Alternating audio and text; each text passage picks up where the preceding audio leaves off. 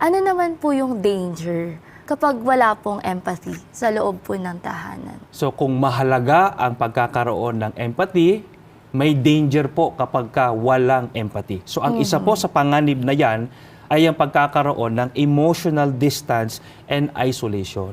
Kasi kapag walang empathy po sa tahanan, kapatid na Chelsea, mararamdaman ng isang tao na hindi siya naiintindihan ng kanyang pamilya o ng miyembro ng kanyang sambahayan.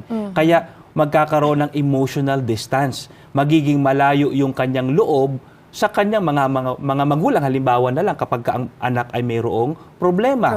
Kagaya nung napanood nila kanina. Yung sa bullying Yes, po. yung sa bullying, yung nagsumbong yung anak na binubuli siya sa paaralan, sinabi niya sa kanyang magulang. Ano nga yung reaksyon ng magulang, kapatid na Chelsea? Parang sabi po ay, sus, normal lang yan. Parang Oo, ganun yung normal po. lang yan. Kaya mo yan. Huwag mo na lang silang pansinin. Di ba? Ganon yung sinabi. O mga giliw po namin, mga sumusubaybay, ganyan marahil ang nasasabi ng ilang mga magulang na hindi nababantayan. Which is hindi po tama. Kasi kapag kaganyan, kapatid na Chelsea, maglilid yan sa kasunod pang panganib. Sa isa pang panganib kapag walang empathy, which is loss of trust and support. Ayun. So hindi na magtitiwala yung anak na magsabi ng kanyang problema sa kanyang magulang kasi